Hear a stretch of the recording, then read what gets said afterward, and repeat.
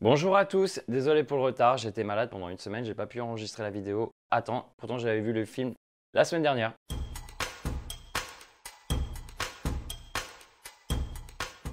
Alors déjà je précise que j'aime la BD Astérix, j'ai grandi avec, je crois que j'ai lu quasiment tous les numéros, bref, je connais bien. Je vous donne rapidement un avis, et globalement c'est un film très correct, en tout cas j'ai passé un moment agréable. Je précise qu'on n'a pas affaire à un chef-d'œuvre, et surtout le film n'a pas la prétention de l'être. Il y a des bonnes blagues, certaines sont faites pour être prises dans les cours de récréation, et c'était l'objectif du film. Et aussi de passer un bon moment en famille. Le film a coûté 66 millions d'euros. Je peux pas dire que ça ne se voit pas à l'écran, les décors sont bien faits, on a des vrais décors en premier plan, ce qui est très plaisant pour un film de fantasy. Même chose pour les costumes, c'est du lourd.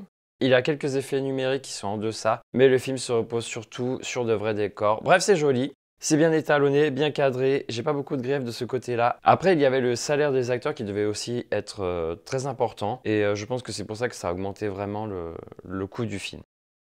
Les autres critiques ont vraiment descendu le film, et tout ça est complètement excessif à mon goût. J'ai l'impression qu'il est de bon ton de descendre le film parce qu'il a coûté très cher, parce qu'on a Guillaume Canet et Gilles Lelouch en Astérix et Obélix, puis il y a beaucoup d'apparitions de stars, et ça les critiques le détestent, parce que c'est davantage un choix commercial qu'une démarche cinématographique. Il y a vraiment eu un Astérix et Obélix bashing à mon goût, et le film il méritait absolument pas ça. Il a des défauts, le film n'est pas incroyable, mais ça reste quand même un agréable film. Dans la salle, les spectateurs ont applaudi à la fin, ils ont aussi rigolé, j'ai souri et j'ai même ri à certaines blagues. Il y en a qui sont plus enfantines, qui fonctionnaient moins sur moi. Par contre, j'ai vu un extrait qui tourne sur Twitter qui est supposé montrer que le film n'est vraiment pas drôle. Il faut situer l'extrait dans le contexte du film. Je pense qu'il y a beaucoup de mauvaise foi parce qu'ils ont critiqué au premier degré, alors qu'il est évident qu'il se dégage une ironie dans le texte. Les acteurs s'amusent de leurs personnages. De manière générale, il y a pas mal d'ironie dans ce film, mais heureusement c'est pas prépondérant, sinon ça aurait rendu le film trop cynique à mon goût. Je vais un peu spoiler, mais honnêtement ça va pas vous cacher le film, c'est pas un film à secret et le dénouement est prévisible. Vous le connaissez déjà, à la fin ils se retrouvent dans leur village, les gentils ont gagné, les Romains sont humiliés, bref la routine de tous les albums d'Astérix. Dans les points vraiment positifs, j'ai été surpris par la romance entre Obélix et Tatane. Étonnamment ça fonctionne bien, je trouvais que Canet il sait gérer en fait les histoires d'amour, donc ça fonctionne, vraiment. Canet en fait pas trop avec ce duo, la réalisation nous fait bien comprendre qu'ils sont amoureux, j'y crois vraiment. Puis les situations sont assez touchantes. Gilles Lelouch propose une interprétation d'Obélix différente de celle de Depardieu. Ici, Obélix est plus tendre, un peu plus naïf aussi, mais pas idiot. Il est loin d'être idiot d'ailleurs. Je pense qu'on a avec lui le personnage le mieux écrit et le mieux joué du film.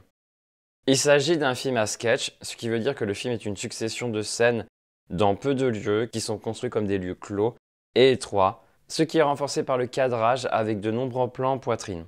Dans ce genre, on fait la part belle au dialogue, un choix parfait pour une comédie où tu dois placer des situations comiques. La plupart des acteurs jouent bien, Cassel fait du Vincent Cassel, il est tout à fait correct dans le rôle de César.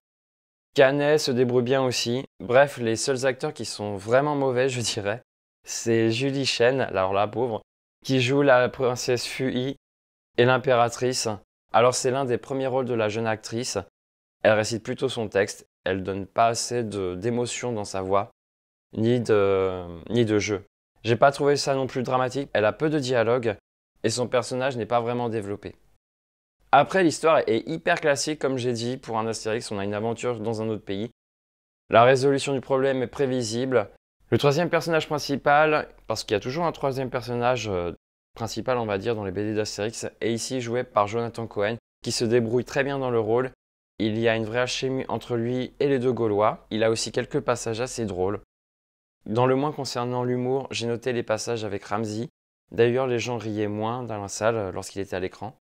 Je trouve qu'il n'apporte rien au film et pourtant il a plusieurs scènes.